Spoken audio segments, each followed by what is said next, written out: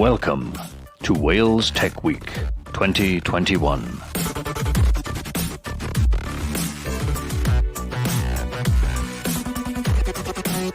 Thank you to our partners. Enjoy the session.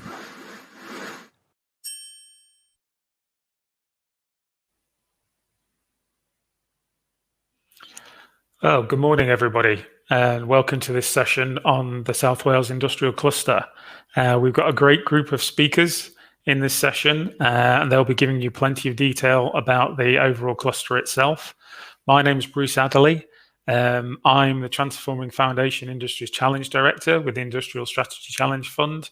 My apologies from Bryony that as the Director of the IDC Challenge, she couldn't make it this morning. But I will just give you a brief introductory overview, and then the rest of this morning's presenters and the panel will get into the detail around the cluster. Thank you.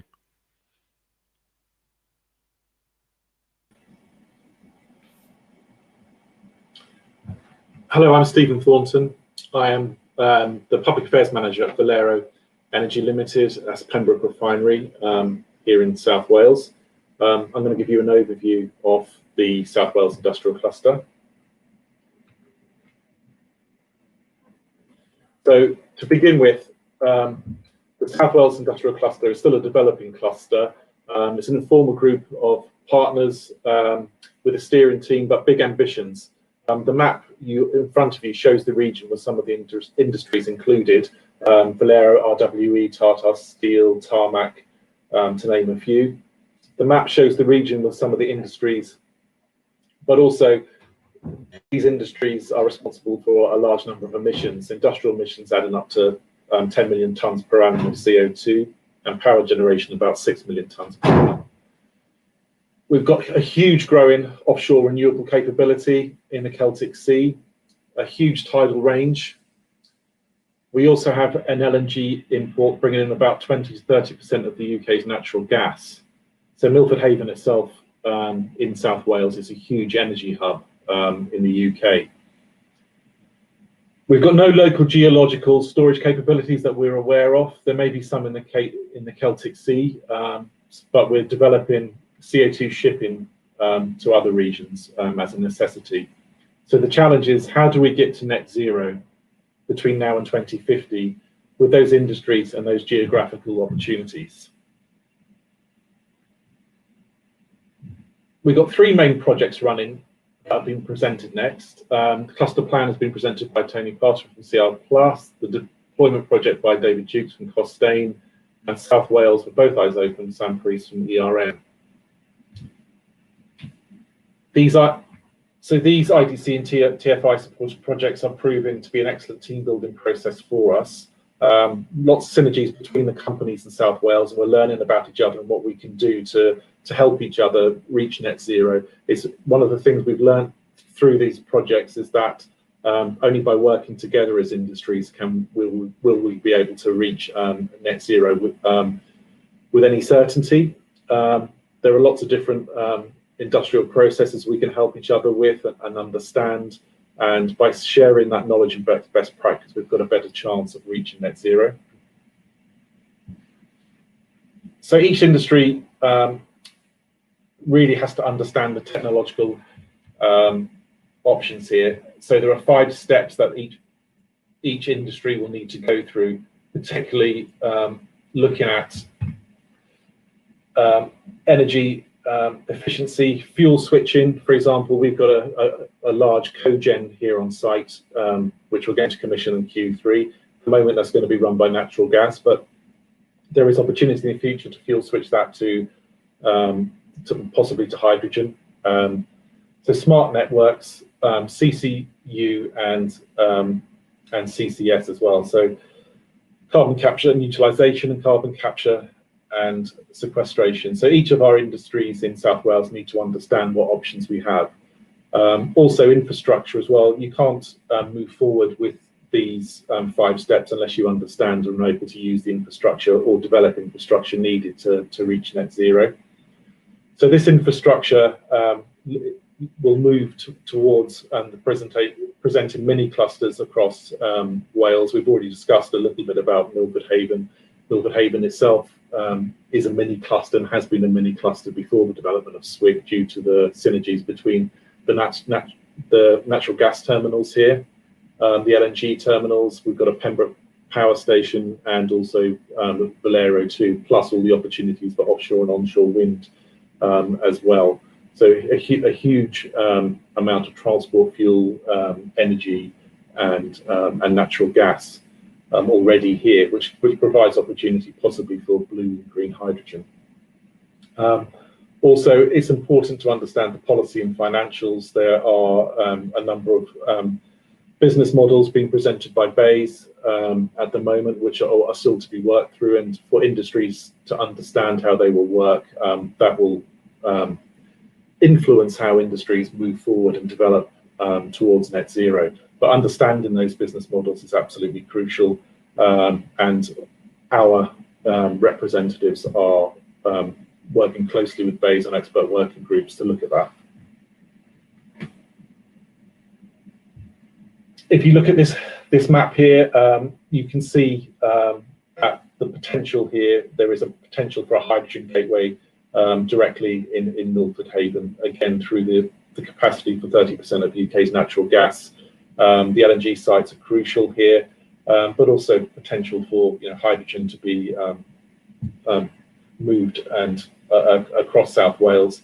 Also, the floating wind and tidal and wave power offshore in South Wales is also of great advantage as well. Many developers are moving forward with projects in the Celtic Sea and looking to import energy into RW Power Station, but other opportunities as well. So there's opportunities for green hydrogen production. The Welsh Government have set a challenge with their consultation paper asking for a project, an electrolyser in South Wales by 2025. So I'm sure many industries are looking at the possibility of that and the possibility of producing green hydrogen for use in industrial decarbonisation as well. But the key thing here really, as we mentioned before, is what do we do about transporting CO2 and the need for shipping and for that capability here. And this is really this is looking at the energy here and the network across the UK. There is obviously a synergy between all the other clusters in the UK, and in order to reach net zero for the whole of the UK, that there'll be a need to share best practice and work together so that the whole of the UK moves forward with net zero decarbonisation. This is an interesting picture as well. If you look at this, you can see that there is almost the start of a north-south divide here, with many of the northern clusters, Humberside, Merseyside, Teesside, and Grangemouth in Scotland, having access to stores for CO2, whereas in the south you've got Medway, Southampton, and South Wales, also Londonderry as well, not having that access. So already the southern clusters seem to be at a disadvantage, with the business models not yet known and not yet fully developed by BEIS. It's vital that, I think, for decarbonisation, that a shipping model is worked out in the near future, so that the southern clusters can also be able to move forward with their ambitions to reach net zero. Well, thank you very much. I will hand over to Tony. Morning, everybody. Hopefully I'll just go into slide mode. Yeah, so my name's Tony Parton. I'm a director at a small company based at Bagland Bay Innovation Centre. We're specialists in innovative solutions for industry. We've sort of been working in the field a long time, in my case, more than 40 years. Seen an awful lot of industry, helped those industries from a blank piece of paper to fully implemented projects. As such, we've sort of helped in the formation of SWIC, or as it's got to so far, and we've sort of started to lead the South Wales Industrial Cluster Plan development over the next couple of years. As you can see from this slide, the months are already counting down. We started the project 1st of June, 1st of Feb, and we've already gone through 4.5 months. So this morning I'll take you through what the plan is, what the aspirations of the plan are, and how we propose innovation can actually help the plan develop. So the sort of challenges, just repeating some of the words that Stephen said, most of the clusters supported by BEIS actually have CO2 storage options. South Wales has very limited potential, as Stephen said, yet to be fully understood. That there might be some bits that we can use either onshore or offshore, but it will be a limited potential. So the one area that we've got to do is, before we start thinking of taking and abating our CO2, is actually decarbonise our industrial facilities to the absolute greatest possible extent. To do that, we're going to have to really be innovative. Most of those industries have undertaken energy saving programs over the last couple of decades, so that low-hanging fruit has disappeared. We really are going to have to work quite hard. What's actually interesting, a side benefit from what Stephen said earlier, with the UK government policy sort of yet to be fully decided, we've actually looked at quite a number of the large industrial sites. We can actually electrify, we could go to hydrogen, be that green, blue, the various colours of the rainbow that seem to be coming out for hydrogen. We can actually capture on a number of the sites the CO2, and that could be offered as a capture as a service model. However, most of those global corporate entities that are based in South Wales actually don't know which way to even consider investing the financial resources of the company at the moment. In other words, as with any business, it has to be based on a good, solid financial foundation. So if we've not got that financial foundation in place, actually we don't know which of the multiple roads to take. So that's causing a little bit of confusion towards the plan at the moment. As Stephen said, the organisation itself, organisations are used to working in isolation. What has sort of become clear over the last couple of years is that South Wales, quite uniquely out of the clusters, has actually brought a lot of operating sites into the fold, and within the cluster plan we've actually managed to get quite a large number of partners to actually join the project formally, and there's an awful lot of stakeholders that would like to be part of the project or are interacting. The other aspect is there doesn't appear to be one silver technology bullet, although we'd probably all like that. Most of the technologies and solutions we're looking at all have a place to play. The one thing that we're also very aware of is that our competitors are actually moving ahead with speed. And Tony, sorry to butt in for a second. I'm not sure your slides are moving forward. Which slide are you meant to be on at the moment? Challenges. Yeah, I think we're still seeing your original slide. Could you just see if you could move them on? Is that moving at all? Is that back to non-slide mode? Nothing has changed. Here we go. I can now see Okay. challenges. Yeah, Yeah, brilliant. And can you put it okay. in full screen mode, please? I tried that, so I'll try again. Is that Thank you. on the right slide? It's on challenges, but not in full Okay. screen mode. Okay. Maybe come out and start again.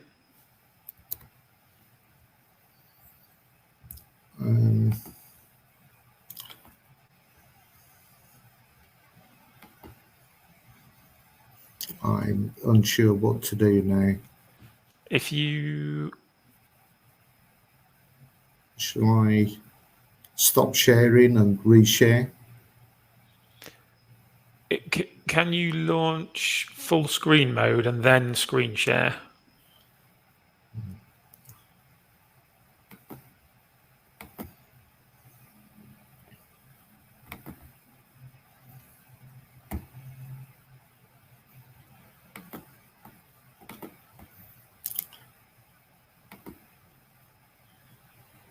Entire screen? Mm-hmm. Yeah.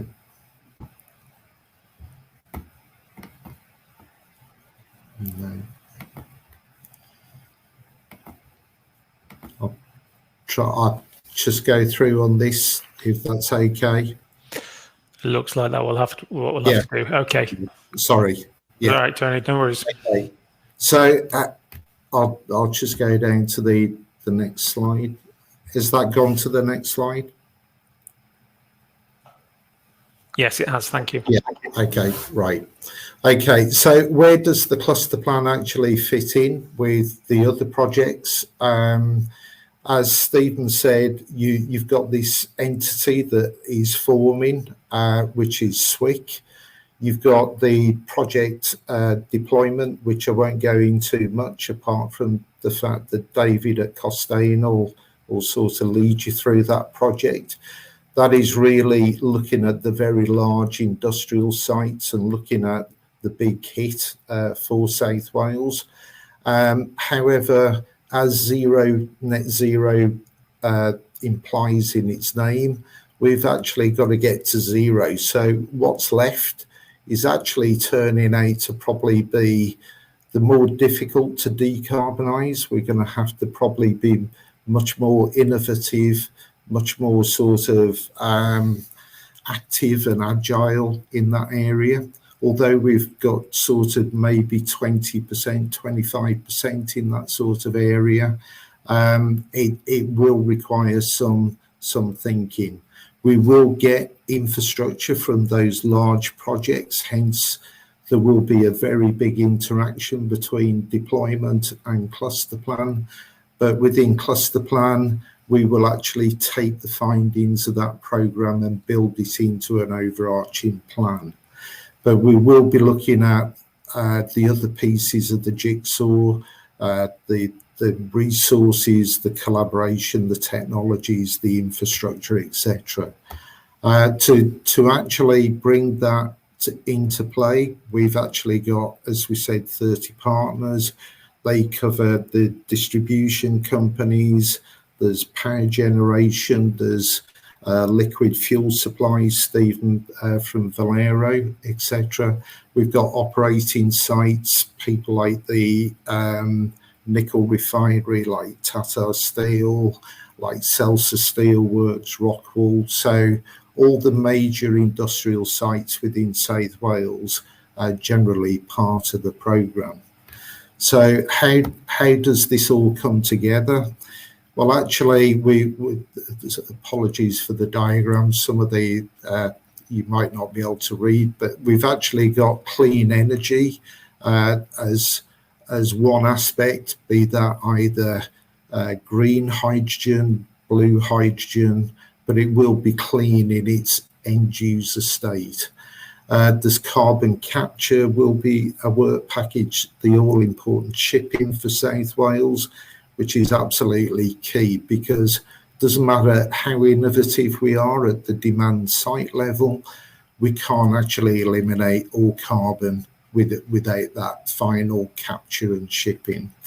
We will have to distribute, and because we're not quite sure which direction we'll move in just at the moment, Will that put strains on the electricity grid? Will it put it on the gas network, etc.? So the other aspect, probably more unique to South Wales, is looking at the local hubs and the mini clusters, and actually the supply chain side. So actually looking at utilising the vectors and bringing agile sites closer to the main industrial sites. So what we've actually started to develop is quite an inclusive approach. It is a very ambitious project. It's over 100 miles wide and 40 miles deep, covering 14 local authorities. And the power and industrial emissions do amount to 16 million tonnes of CO2. Just to put that in perspective, the domestic emissions from Cardiff, Swansea and Newport actually add up to 1 million tonnes per year. So it's a real large prize to win to decarbonise this. What we've also got is a real industrial tradition in South Wales, and we want that to be integral to the future, bringing prosperity, inclusivity and sustainability to the communities of South Wales. We will be challenging those boundaries. Doing nothing really is not an option anymore. So we will be challenging everything, and the partners already with that wide variety are asking some really awkward questions, but the right questions. So the cluster plan itself is creating an exciting space for these work streams to actually come together in a meaningful way. So we're not just talking about things. We've already started with some sites bringing in additional funding outside of these projects, and hopefully that should even increase as we go through 2021. So the sort of essence of the cluster plan is working from the site outwards so that we decarbonise those individual facilities. We actually attach various operations to those sites adjacent or even within site boundaries if there is spare land. We can look at utilising waste heat, CO2, and we'll come to some of the options later in this. But as Stephen intimated earlier, ultimately you bring those into mini clusters, probably based around Pembroke, Port Talbot, Barry, Cardiff, Newport, etc., and they will have to all be linked. So the plan will start to, as it grows over the next couple of years, look at all those aspects. Just to give you an idea of some of the sort of challenges that maybe the sites themselves, the operating sites, look at. In the top left there, you can actually see a methane burner. And although the pictures are slightly different sizes, they've all got the same visual picture of glass through the frame. The hydrogen you can see is actually quite a clear flame, and ammonia, which is another option to hydrogen, is quite luminous, but they're all different shapes. They all give us different challenges. I won't go into every single challenge at the moment, but those challenges are actually an opportunity. And what we would like from the Welsh business community, especially those innovative companies, is ideas. These challenges at the moment, when we're looking at solutions, so we're having to go abroad for some of these solutions outside of the UK. That actually means that if we spend the billions of pounds required for decarbonisation, quite a lot of it will actually exit not just Wales, but the UK. So really, we're looking to develop those supply chains and actually look for opportunities within Wales. One of the real important things for industrial sites is response on downtime. We've already had, even in the carbon era, when natural gas burners go down, we have to wait for technical servicing, say from Holland or Germany, and that's not really appropriate for this day and age. So when we then look at some of the other activities that we're looking at, we've actually got one of our sites demonstrating an algae capture system that absorbs CO2, and it's planned to actually harvest the algae within 3-4 weeks of this presentation. The options within algae is that it can not just create foodstuffs, it can create dyes, you can actually almost fine-tune your algae to give omega-3s, etc. It is a relative teaspoon of carbon in the demonstration, but actually we want to see how this could actually link with the efforts in the vegetarian, vegan fields that are taking off at the moment. One of our partners is called Carbonate, and they're talking this afternoon, and we'll be looking at creating aggregate products from various solid wastes and CO2. And I'll let you listen to that this afternoon. Quite importantly at the moment, there's a whole raft of work going on in the alternative liquid and gaseous fields. We're creating either lower carbon fuels that will enable us to progress along the pathway. 2050 won't be reached tomorrow. It's 30 years away, and basically we've got a long pathway to actually tread. However, some of these industries will be looking at new fuels for industries themselves. People like Valero are actually looking at substitutes or low carbon fuels that will actually impact some of our road vehicles or mobile plant that's used on our sites or construction sites. Those sorts of fuels can also be used in the marine area. Aviation, David may touch on later in the deployment project, but there's some exciting projects that end up with low carbon and maybe even zero carbon fuels for future aviation. And some of the developments will also provide fuels for heating our homes, particularly in the rural areas that haven't got access to natural gas. So it's really looking at not just the end result, but actually a pathway so that we start lowering our carbon emissions straight away, not just waiting for 2050. One interesting aspect with the green hydrogen that we're currently looking at is utilising the oxygen with it. There are various developments on effluent plants and looking at oxygen to reduce and improve the efficiency of water effluent treatment plants. On combustion, going back to furnaces, there are things being undertaken again, unfortunately, in Europe, where they're looking at flameless technologies combining hydrogen and oxygen. And because it hasn't got the nitrogen in the air, it's more efficient.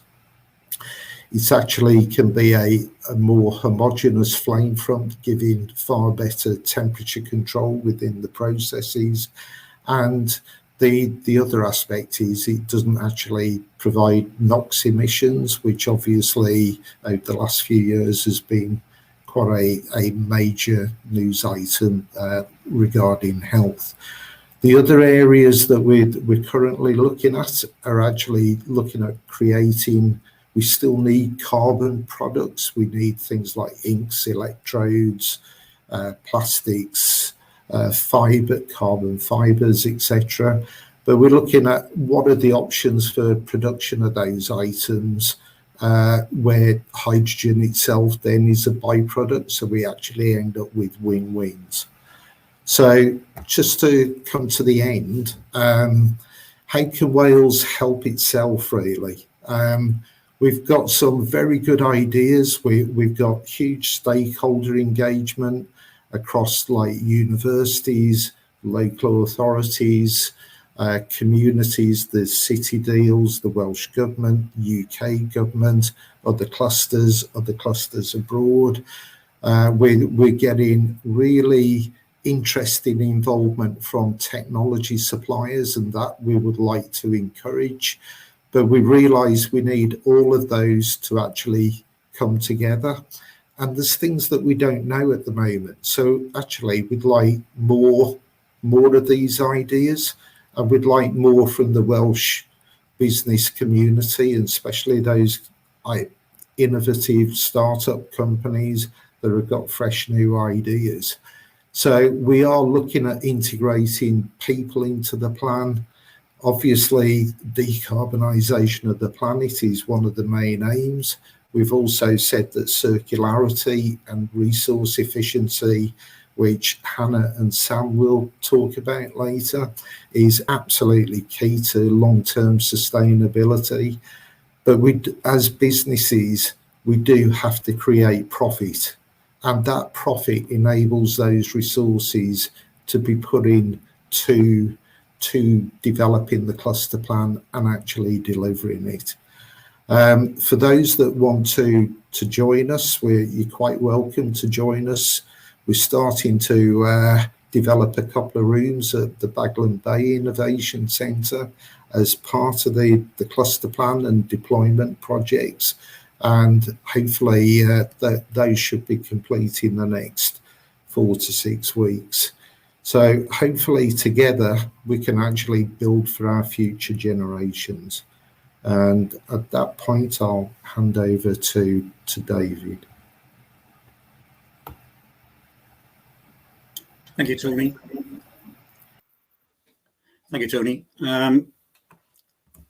My name is David Jukes. I work for Costain. I'm a Programme Development Director, but I'm also the lead for the South Wales Industrial Cluster's deployment project. First, I'd like to do a quick overview of Costain. Costain, to a lot of people in South Wales and in Wales, are more known as a complex build contractor in highways and in roads. But we also have a wide portfolio of other activities based in 2 divisions, one in natural resources and one in infrastructure, transportation.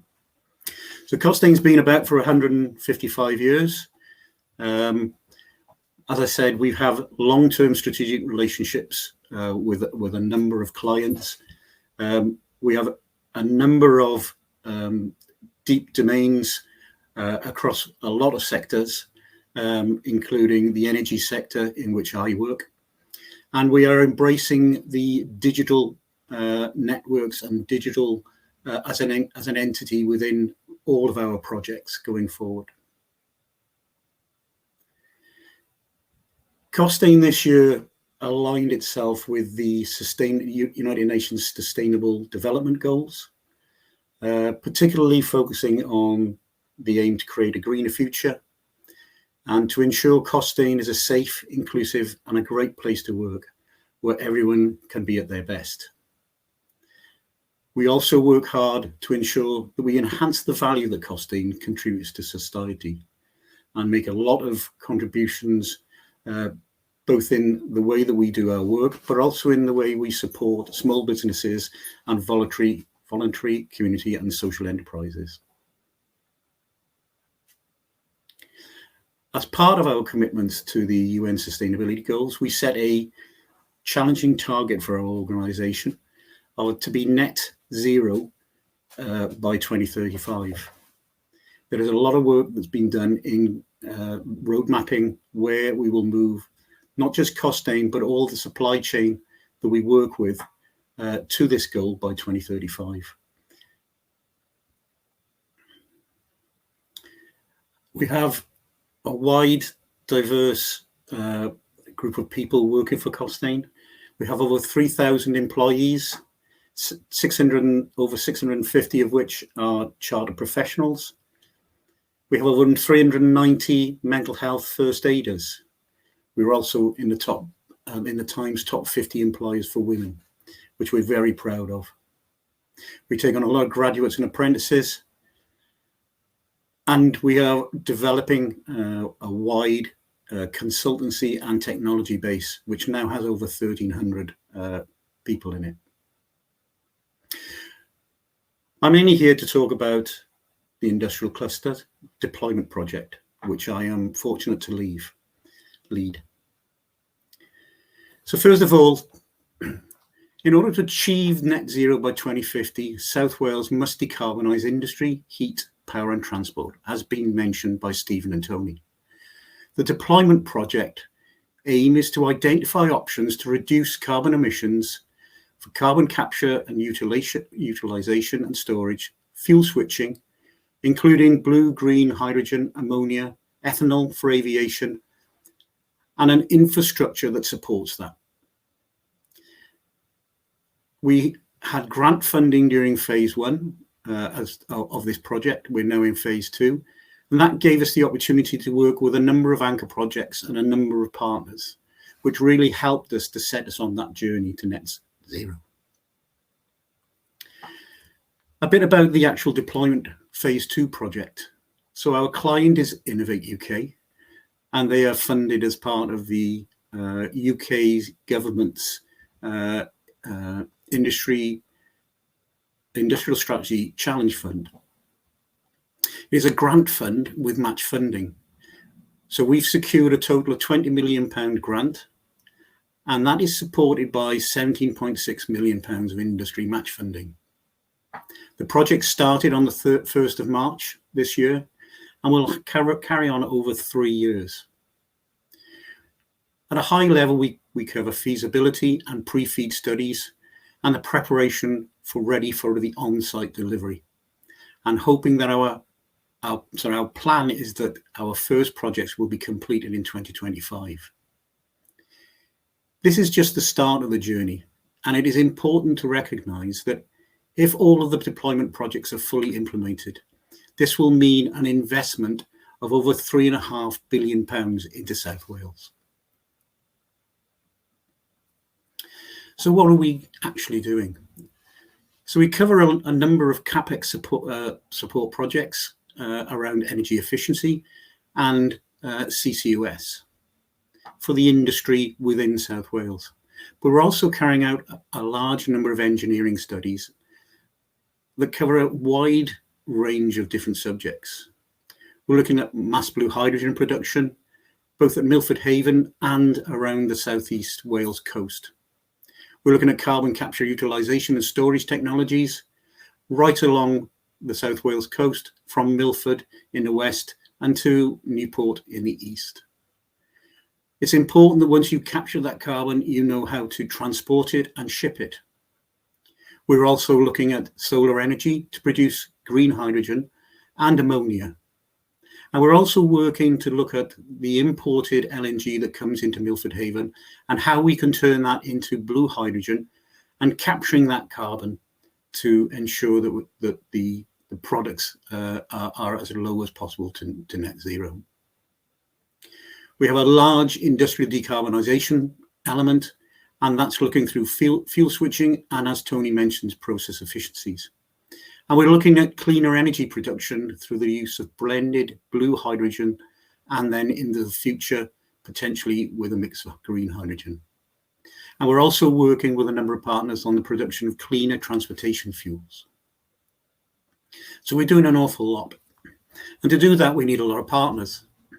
So as you can see from Tony's cluster plan and the partners within that, and the deployment project, we have a large number of partners throughout South Wales. A number of partners are actually in both projects, and so there's a great synergy between those projects. But the partners that we got in the deployment project, there are 17 of them.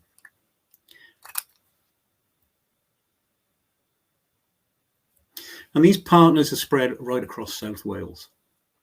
From Simic Atlantic in the east around Newport, Tarmac around, and the Aberthaw Cement Works near Barry. We've got a number of organisations focusing on the Neath Port Talbot area, Tata and Lanzatech. And between Swansea and Newport, ABP have 5 ports. And the ports are Newport, Cardiff, Barry, Port Talbot and Swansea. And then in the west, around Milford Haven, we've got the partners that are working with us from RWE, Valero, Shell and their Dragon LNG facility, as well as the Port of Milford Haven. But we're supported across the country, across South Wales, by the partner so one of our partners, Wales and West Utilities, who, for those that don't know, manage the local gas distribution network from Pembroke in the west through to Monmouthshire and Chepstow in the east. We're also supported by a number of organisations, which I'll come on to in a bit more detail a bit later on. So we've basically got 4 work streams. We're looking at industrial, we're looking at hydrogen, we're looking at carbon capture, use and storage, along with the transport and shipping. And there's a work stream that provides expert support to our partners. So with regard to the industrial applications, they're focused mainly around Tata Steel, Valero, Tarmac and Lanzatec. And between them, we have a number of work packages. And as you can see, these work packages cover a number of different elements, including decarbonisation, carbon capture, flare gas recovery.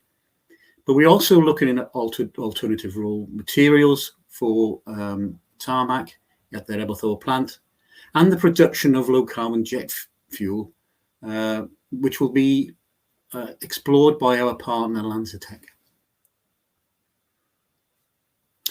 This slide you've seen previously, but just to reiterate, we're hoping the plan for the project is to generate a hydrogen gateway in Milford Haven.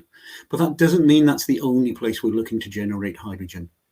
We are partners that are looking at generating it along the South Wales coast and potentially into the valleys as well, both blue hydrogen and the green hydrogen. So the hydrogen production, there is a large element of work going on, covering by 4 work packages. And the partners Shell, RWE, Lightsource BP and Wales West Utilities are looking at these elements and these work packages.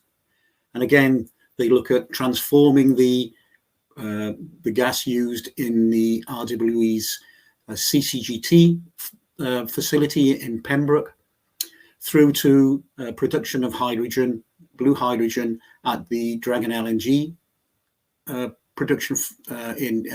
production facility in Milford, but also looking at the configuration of the existing gas network for potential to take hydrogen as a blend, so that it can be distributed to both industry and potentially commercial and potentially domestic properties. And also looking at, as it says there, renewable energy production. Again, the potential to produce hydrogen, but also ammonia. Ammonia is easier to transport. You can transport it at lower pressures than in hydrogen. And also we're looking at not just the supply, but also the demand side in this area. Again, another slide you've seen. But this sort of stresses what Stephen was talking about previously. We do not have sequestration offshore in South Wales. We are going to be reliant on the facilities in Scotland, the Northeast and the Northwest, but also potentially further afield, potentially in the North Sea through the Northern Lights project. And we're not the only ones. We also in a similar position to London, Southampton and other areas around the coast with regards to the collection and distribution and shipping of carbon dioxide. So what we're looking to do is produce a resilient solution, not just for South Wales, but for the whole of the south of the UK.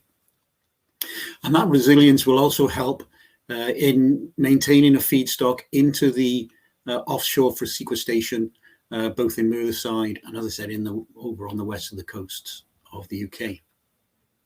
We're also the potential to produce hydrogen and ship hydrogen around to the southwest and potentially into Southampton and across to London.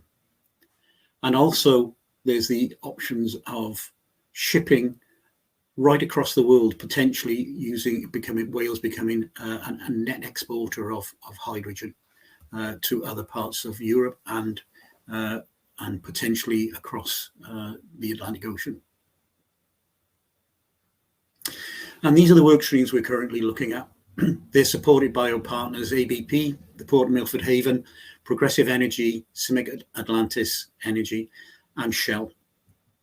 And they involve CO2 transportation, their pipelines, terminals, both at all the ports facilities, the actual potential design of ships and what they might need to do. We have 2 deep water ports in South Wales, which can take some of the largest carriers, but we also looking at transportation of CO2 and hydrogen in smaller ships that can go into some of the other smaller ports around South Wales and the southwest.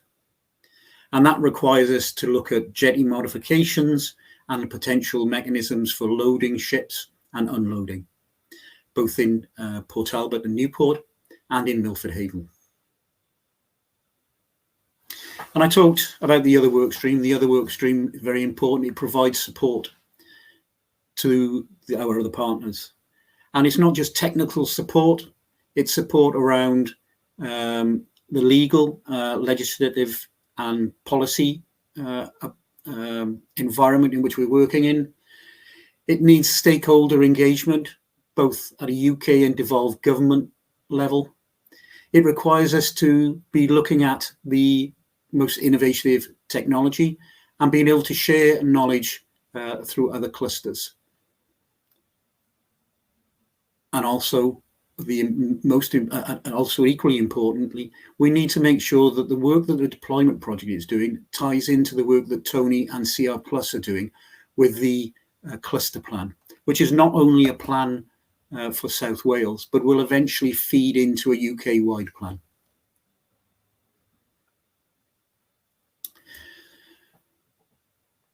This is our logo. This is our graphic for the project. As you can see, it helps to show that we've got activities across the whole of the South Wales. And we like to say what we're looking at the moment, we're exploring the art of the possible for South Wales. Thank you for listening. And I'm now going to hand over to Sam and Hannah, who are from ERM.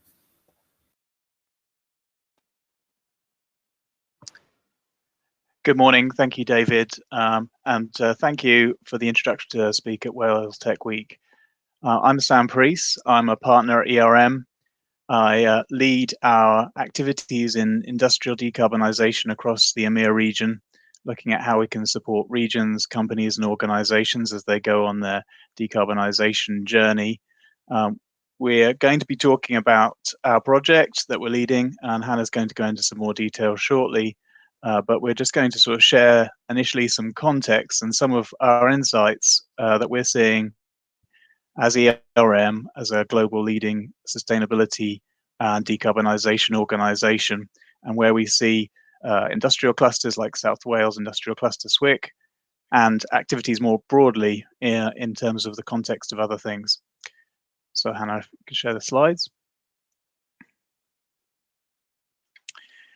Before we get into our project, South Wales with Both Eyes Open, I just wanted to share this. ERM, we're a leading global sustainability organisation, and we've been in the business of sustainability for 50 years last week. So we've been guiding our clients and organisations through that journey for many years, and now is the time when it's become really relevant, and we're really seeing some exciting things happening, as you've already heard from Stephen and David and Tony. We're really starting to see things move from theoretical and ideological to the practical and the implementation, and the urgency and the importance of this is really never been greater. It's important, as Tony said, it's not only a important imperative from an environmental point of view, but also in terms of jobs and maintaining competitive positions for Wales and for other regions. This diagram here just shows a little bit of how we see things. We're seeing activities in that low carbon transition in a number of areas, and we're supporting with the finance, we're supporting with the technology around renewables, hydrogen, CCUS, providing high level strategic advisory, and we're also providing support to industry as it decarbonizes. And we're really seeing those crossover areas shown on this diagram as really important. And you can see here industrial clusters fit into this this roadmap in a number of different places, and this is absolutely the case here. And if you want to go to the next slide.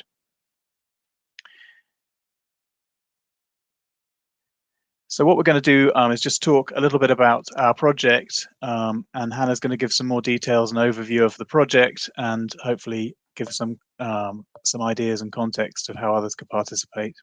So Hannah, over to you. Thanks, Sam. Hi everyone, my name is Hannah Watts.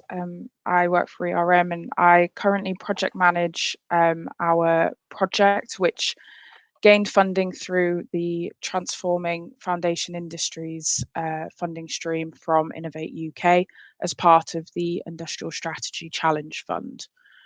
So our project is specifically looking at circular economy with the focus on material and energy efficiency.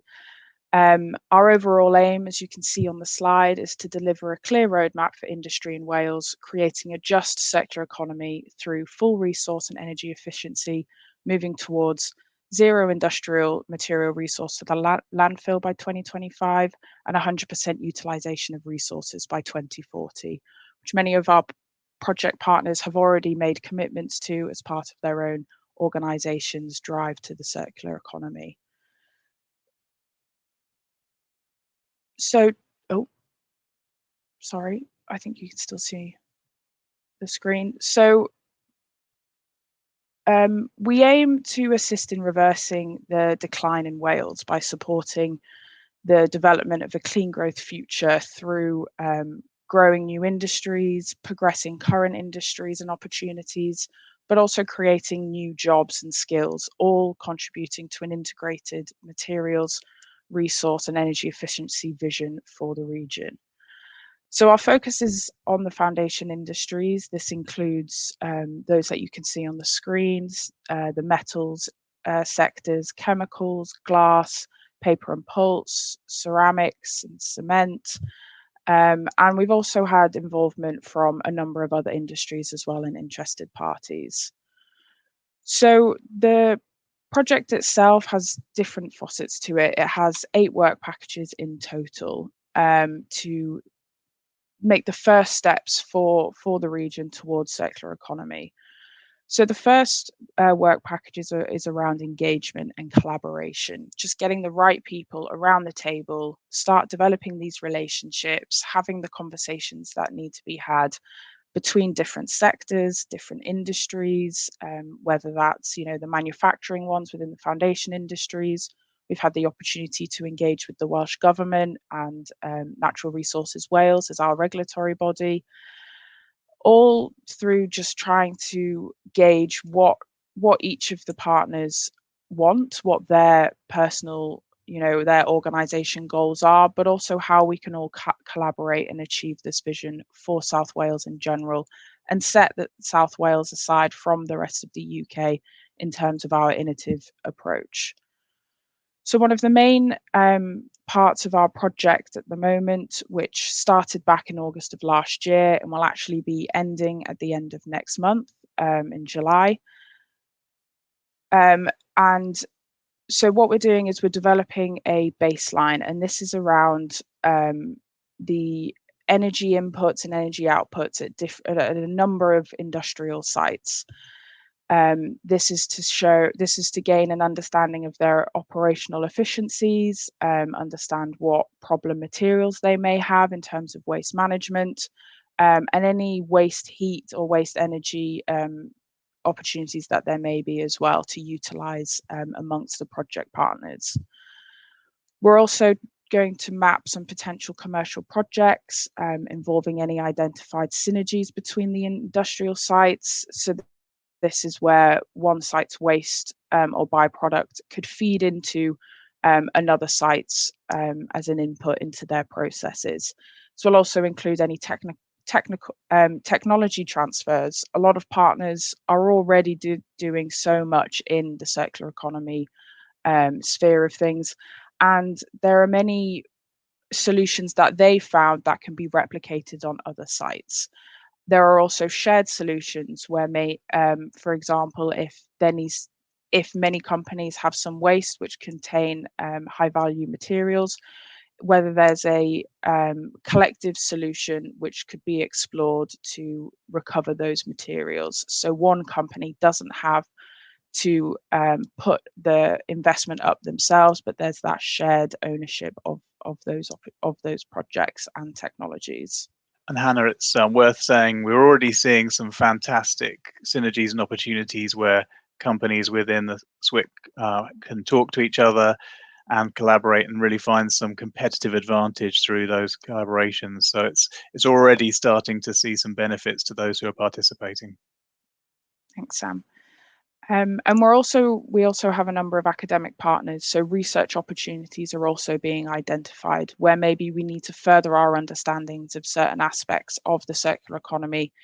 If a technology needs to be piloted before a company is comfortable to invest in developing that specific technology, for example. And we're also, as I mentioned, engaging with all the key stakeholders and interested parties in the region, both inside of the foundation industries, but also outside of the project team more widely. As I said, we've had the opportunity to engage with governmental and regulatory bodies and to help flag any barriers and also help influence future policy developments that will work in the favour of the industries within Wales in order to achieve some of these things.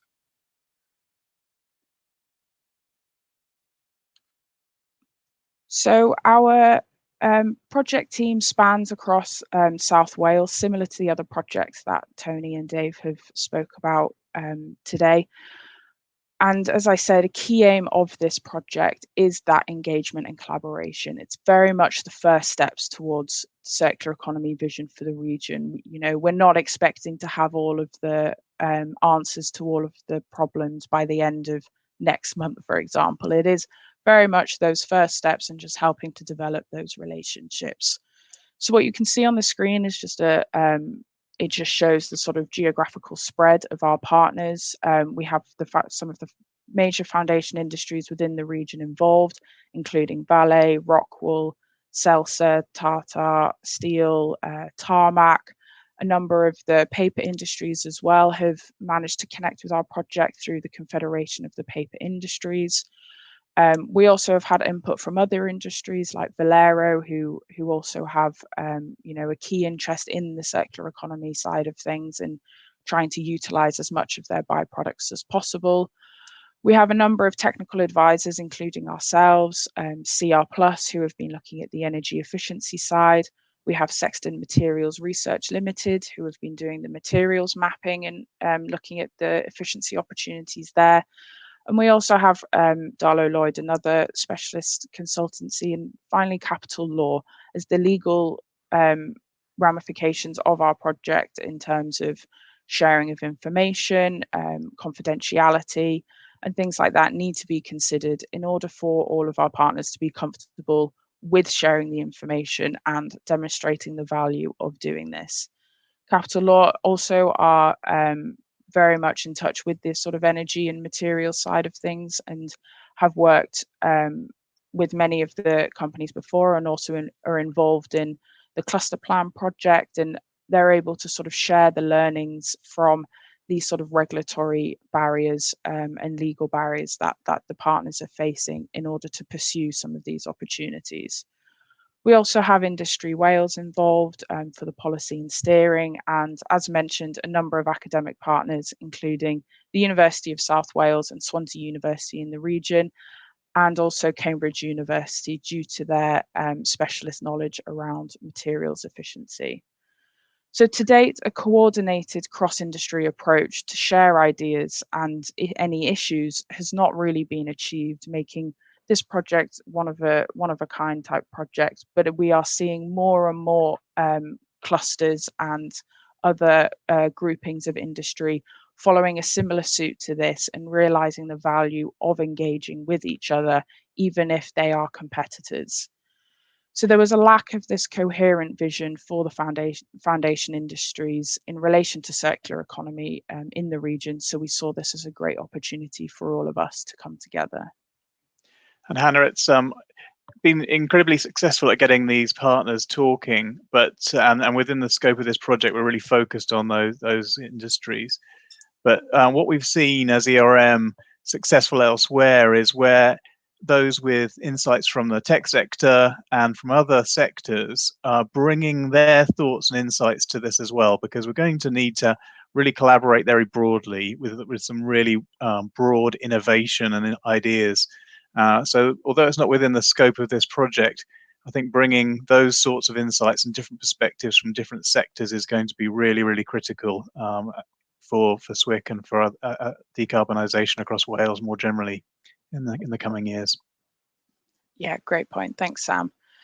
So this project, as Sam has just mentioned, has sort of started to break down those barriers, allowing each of the partners to share information about their operations specifically, but also their ambitions for 2030, 2040, 2050 as we move towards zero carbon, which has not been possible otherwise, or they just haven't felt or seen the value in sharing these insights, as there are issues with competitiveness for some, and they just might not feel comfortable sharing the information with such a wide group. But the cluster in general has allowed for this industrial symbiosis to begin, has allowed for this forum to be established, so that the different industries and other interested parties in the region have been able to comfortably come together and pursue each of our ambitions. So a circular economy model could move South Wales towards less dependency on raw materials and also achieve a global sustainable development goals specifically related to the reduction of raw material extraction, the reduction of waste in general. The idea is to design out waste, not just manage it, and also any associated impacts on biodiversity and emissions, all contributing to climate change.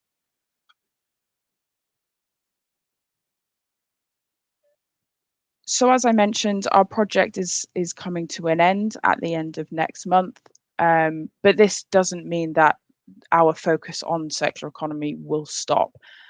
As I said, this is very much just the first steps. We've started to engage everyone, realize the ambitions of everyone, create a coherent vision for the foundation industries, which we hope to pursue going forward. So we're looking at a range of ways to maintain the momentum that we've gained as part of this project and to further our agenda towards a circular economy for South Wales. So what you can see on a screen is very much just sort of what we envision these to be in line with. The next steps, aren't anything concrete. They haven't been written in stone or anything, but we have started to discuss it amongst the project and are looking at how best to, as I say, maintain the momentum and continue the valuable work that we've been doing. So the most immediate next step is to share our learnings. We're hoping by the end of our project, we'll be able to demonstrate some of the material and energy opportunities that have been identified, share learnings of what some industrial sites are already doing in terms of these things and what they've been able to achieve on their own. We're drawing on the conclusions of this project in the other projects that have been mentioned today as well, as there are some learnings that can be shared. And also more broadly, we would like to share this with the wider industrial clusters in the UK and the general public as well. We'll also be exploring future funding opportunities to continue a project similar to the one that we're doing, as the cluster plan is looking a lot at the energy side. We're hoping to obtain some future funding to continue the materials side as well. whether that's through Innovate UK again or other funding bodies in the UK and the wider Europe. There's also what I've put on the slide as divide and conquer. This is sort of touching on the idea that Tony mentioned of the mini clusters. We've seen that there is potential value in setting up smaller groups. Our project team was around 15 to 17 organizations. And in order to achieve something of value and to really pursue something, there is a need to sort of consolidate the thinking a bit more and bring these smaller groups together in order to pursue the specific opportunities where, for example, they have a shared problem and want to look into a shared solution, or whether maybe one or two industries can work together where one's output, one's waste, can be fed into as an input for another industrial site. All 17 partners don't need to be involved in these conversations, but because of this forum of the South Wales Industrial Cluster, we're able to share the learnings amongst everyone regardless. And we also want to further develop and progress the cross-sector relationships that we've been able to establish as part of this project. From the project team that I showed previously, you'll see that there are still some sectors that aren't formally engaged. So we would like to get them more engaged in the project, bring in their ideas and their learnings, but also share what we've been able to find with them as well. For example, the chemical sector has a large presence in South Wales and, also doing a lot around circular economy already. So being able to bring them in more formally in the next project as well is something we're looking to do. And finally, we'll continue to engage with the key stakeholders, whether that's within our cluster or more widely. Recently, there have been a number of circular economy centres that have been created across the UK, some of which are looking specifically at sectoral problems, for example, metals or chemicals, but others are looking more broadly at the circular economy. So we're hoping going forward, we'll be able to engage with those, get them involved in the conversations, share the information that they have with us and vice versa. So it's bringing it all back to that idea of collaboration. As many people have said today, one person can't solve all the problems in terms of decarbonisation and materials efficiency. There needs to be this consolidated approach and collaboration between the different industry partners, the ability to share the information without having fear of breaching any sort of confidentiality agreements or anything, and truly develop a circular economy and a decarbonisation vision for the region. And we'll continue to engage with the Welsh Government and NLW as well, as we really do need to have this ongoing conversation and ensure that any future policy that's being released, any future regulations that the industrial sites need to adhere by, very much fit with this idea of circular economy and don't hinder our progression towards this. Thank you, Hannah. That's great. It's great to see the summary, and hopefully you can see the energy that's building around this, the collaboration and the platform that's being built through this project, through having a great baseline of understanding and creating a really engaged network. So that's the summary of our presentation on this project. We'll just pass back now. Thank you.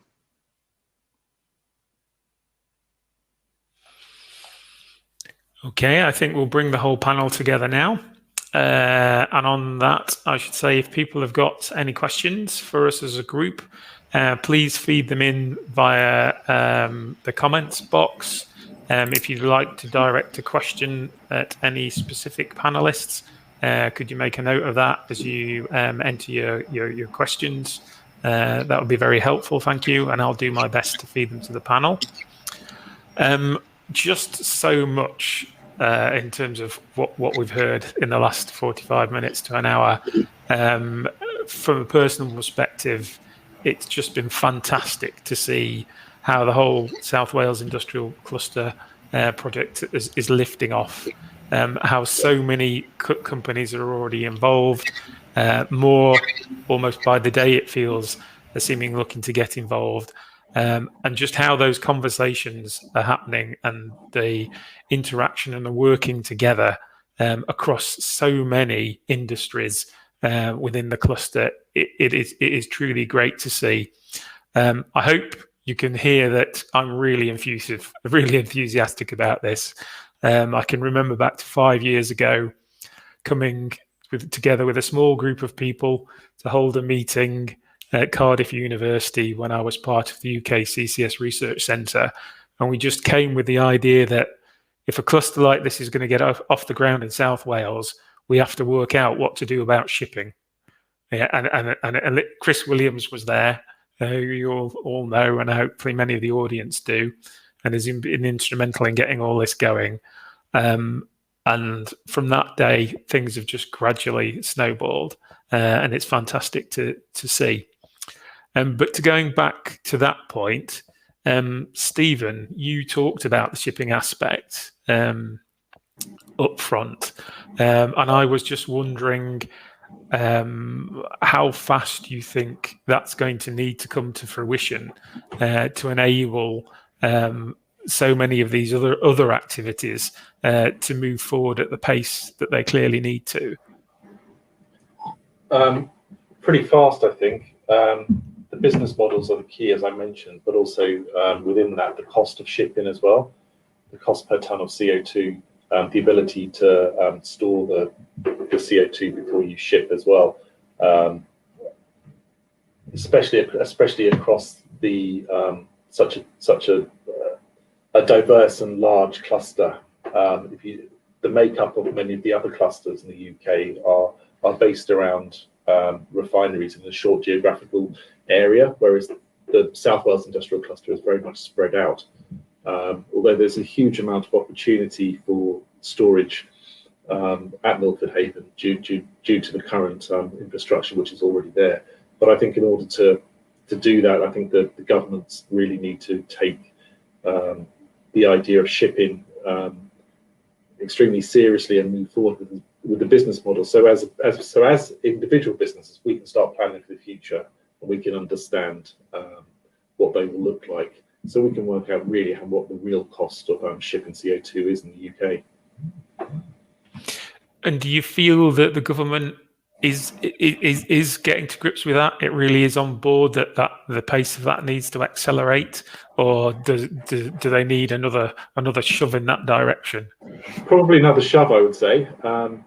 I think, you know, that often the way with government is that they will look at the low-hanging fruit and easy wins, and that especially with the other clusters which have got stores next door to them, as we pointed out, and as that north-south divide continues to grow, there is a risk that Southern England and South Wales could be left behind. So we would like to see progress on the business models as soon as possible. And I mean, just from what I remember from years gone by, I agree that it's vitally important, and I think, you know, we're here quite rightly very focused on one of a number of industrial clusters in the country, because to a certain extent these industrial clusters are low-hanging fruit, I think, from the government's perspective. I think similarly they're only just beginning to pay more attention to those industrial sites that are off cluster. And of course, in South Wales, where you're more widely distributed, I think you're starting to blur the boundaries between what's in a cluster and what's off cluster. But we mustn't forget the sheer volume of emissions from London and the southeast. Yeah, and what are we going to do about that? You know, it's not seen as an industrialized region, but there's an enormous amount of CO2 actually there, and needs to be addressed at some point.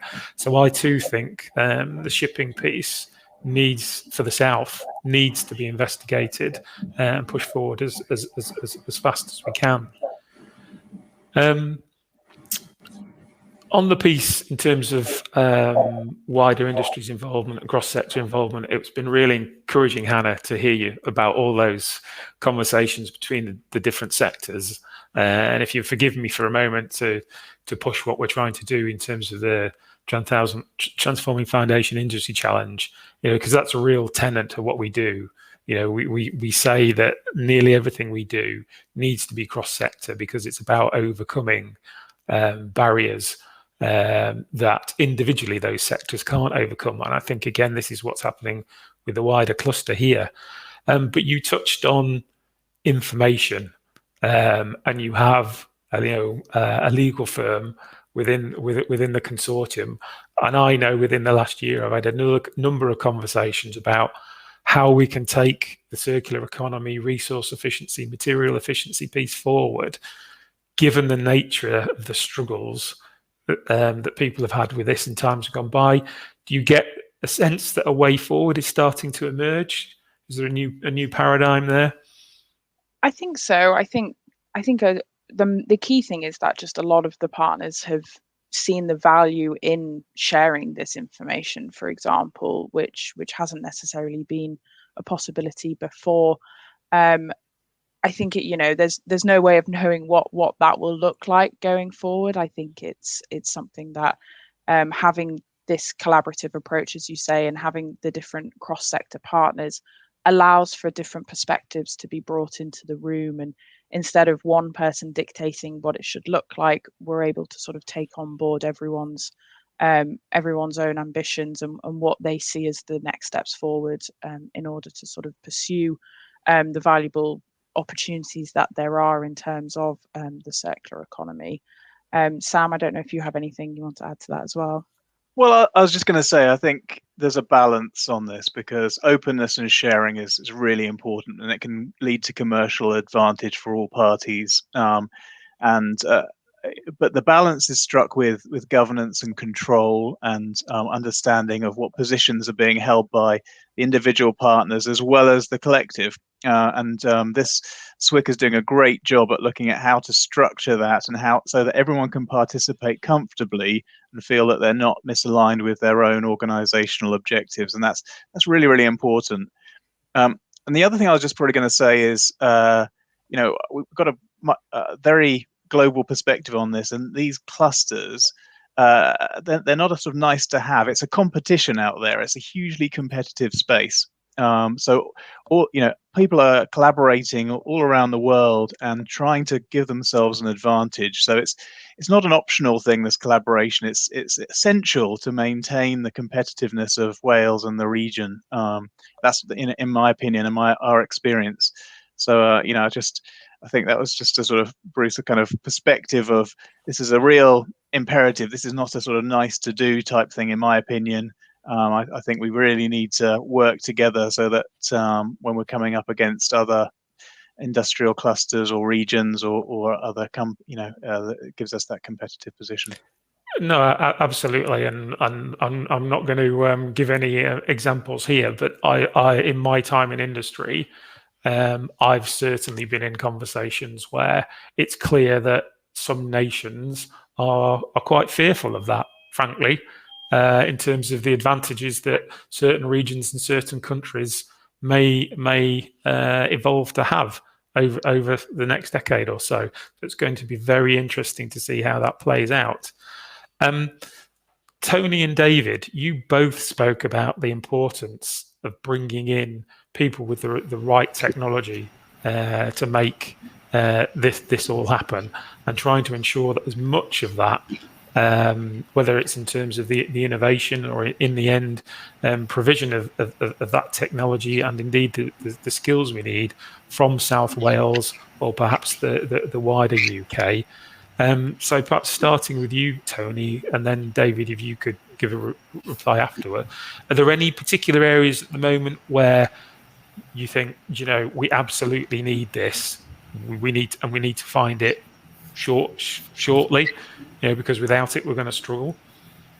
Certainly from the cluster plan perspective, the one thing that we're actually struggling with, I think you alluded to before, Bruce, was those sites that are slightly away from the coast. So those that may not have easy access to sort of carbon capture, and therefore probably are disadvantaged. And certainly in South Wales, you really are talking of quite deprived areas up the valleys, and therefore we are really looking at quite small modular technical solutions. So we're looking at, can we convert natural gas through, say, pyrolysis to carbon materials and hydrogen, because at least it gives those sorts of small communities maybe new opportunities. The CCUS, all the graphs that you've seen, really do focus around those coastal districts, and there's not a lot of activity in the middle of the UK at the moment. So South Wales has, although it's wide but it does reach 40 miles inland, and it's quite inaccessible.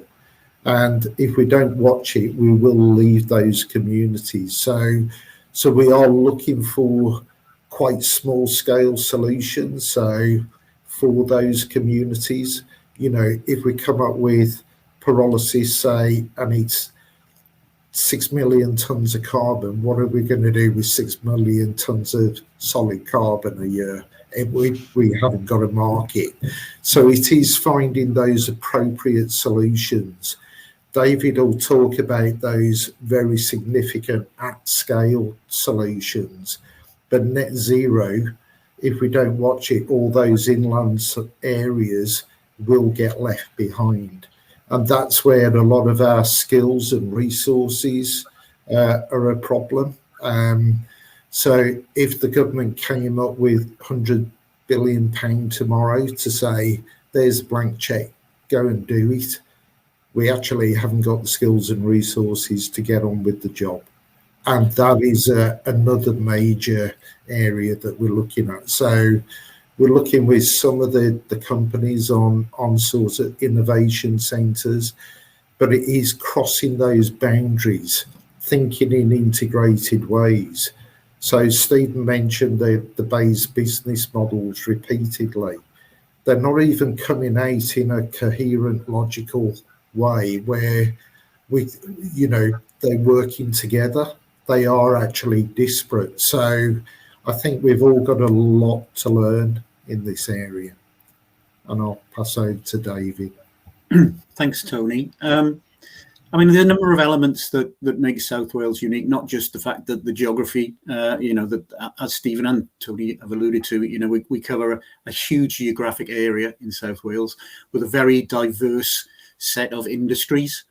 I think one of the advantages that we have in South Wales is that none of the leads of any of the projects that you've heard about today are a developer. It is not our intention to act as a developer, and I think that has allowed us to have much deeper conversations with a lot of partners. And as you've seen, the huge number of partners across all three of these projects. I think the other thing that allows us to do is to actually be technology agnostic, and that allows us really to look at the right solutions for the right pieces of industry. We also very aware that from a commercial point of view, large industry are competing globally for funds. So it's very important that we can establish the correct environment to encourage some of our global partners to be able to bid into their global funds for projects within South Wales. One of the other elements we've also need to take into account is that we don't want to just rely on one form of carbon sequestration. We need to make sure that we're not reliant on one organisation providing the shipping to take away the carbon. We're not reliant on one organisation producing the hydrogen. These help industries within South Wales, not just the large ones, but the smaller ones, to actually see that they can't be, if you like, held to ransom with regards to energy supply from the clean form. And I think that's, again, that, you know, the work the ERM, CR Plus and Costain are doing in leading these projects is very much focused on making sure that we have got a very robust and not a risk averse, but we take account of those commercial risks in the solutions we provide. And also that we may ensure that there's a balance of the supply as well as the demand side. I agree with what Tony has said with regards to now starting to focus more on the SMEs, particularly on the medium and the smaller elements, the smaller organisations, but also moving into the commercial organisations as well. It's a real challenge, but we think that the learning that we've done over the last 12, 18 months can be shared into both the public and private sectors within South Wales. And I couldn't agree more off that last point, David. Certainly, my time in the steel sector, and when I was very much looking at carbon capture for the big steel plants in the UK, time and again, you know, my bosses were going, so what are we going to do about the risk in terms of a number of available sinks? And similarly, whenever I was talking to different regions about what was happening, those who were looking to bring those storage sites to fruition were saying, well, how are we going to manage the risk of you being a big single source? Yeah, we need a diversity of supply of CO2 into our infrastructure as well. So getting that model right, where everybody has access to, I'm sure it will never be a massive range of sinks, but at least some. And there is the opportunity to bring perhaps a wider number of sources of CO2 into CCS infrastructure. And I guess a similar situation with regard to the hydrogen distribution network will be vitally important. We've only got a minute or two left, I think. So I was just going to ask of any of you as a panel, any other particularly key pieces you wanted to say about the South Wales cluster, or I mean, for myself, I think it's very much about trying to encourage those who've been watching us today to get involved. What's the option there if there's a company out there saying, I want to now get involved with the cluster? Who do they contact, and how do they go about that? There's a contact form and number on the SWIC website, Bruce. So that's one access or two access points. There's phone number. So we will get back to them and sort of liaise. So and just picking up, just picking up on that, and I've spoken to another cluster about this. They felt that the way that the funding is structured at the moment, sometimes there's a bit of a problem in then being able to work with more people who are attracted and say, the cluster looks like it should be something for us, how we can get involved. But then the way the funding is set up, you've not necessarily got additional wider resources to be able to do that. Do you feel that you have, or that you need those wider resources to make the most of the cluster? We really could do with more resources. I mean, part of the reason why it's such a wide partnership is that every partner is funding their own activity. So none of us are actually like paid commercial fees or anything. So you've got service providers leading the projects at the moment, and they're all funding their own activity.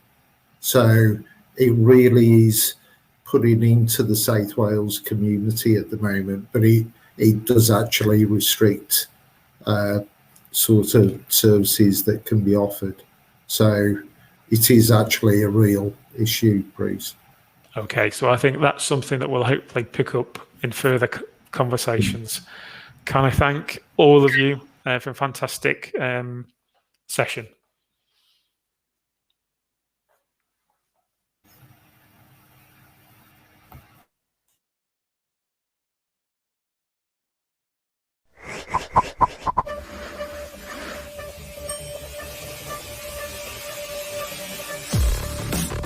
Thank you for watching.